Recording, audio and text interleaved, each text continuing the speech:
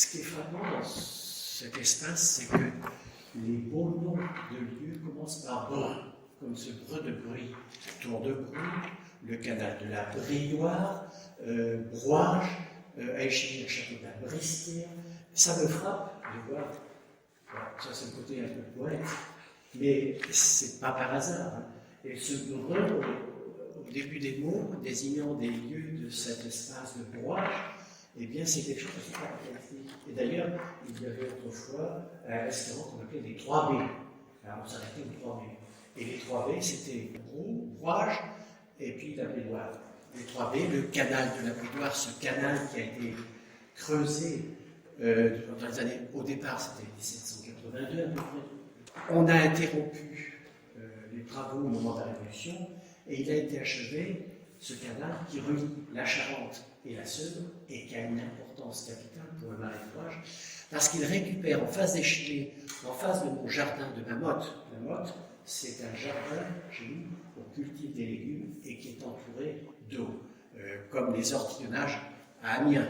Et donc, le canal de la Bridoire a été creusé, a coupé le cours de l'Arnoux. L'Arnoux, c'est un affluent de la Charente.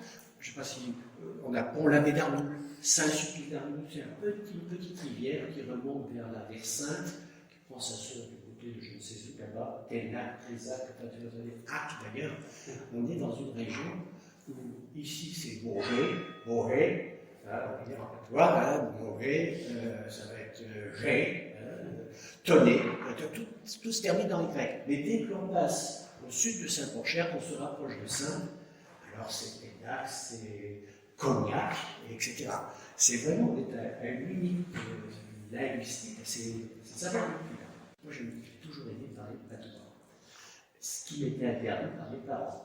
Mais je vais chercher chez mon voisin, il s'appelait Marcel Marga, et qui lui parlait, il vit encore, 97 ans, qui parlait le patois. Mais parler le patois de son pays où on a ses racines, eh bien, il y a des choses qu'on exprime en patois, qu'on n'exprime pas en français.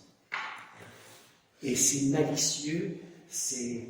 Et alors, le patois, figurez-vous, qu'il a subi l'influence de l'occupation anglaise, et puis l'influence des invasions, des Arabes, des Espagnols. Le maïs, vous savez comment on dit le maïs, c'est d'accord, et de garouille. On va couper le garouille. Garouille, ça vient d'un mot arabe, carouilla, bon, par exemple. Et puis, alors, vous avez une femme un peu désordonnée, on dira Marie Beurdasse. Je ne sais pas si vous...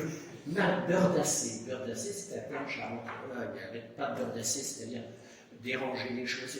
Et beurdassée, ça vient de haberdashery, la mercerie en anglais. On est vraiment dans une région du milieu. Moi, je me plais à dire qu'ici, tout doit être équilibre. Il y a les gens du marais, les gens du plateau. Il y a les gens de la côte, les gens de l'intérieur. Il y a les céréaliers, il y a les viticulteurs, il y a les éleveurs, etc. Il y a la Saintonge au-dessus qui retrouve une ambiance de Toscane.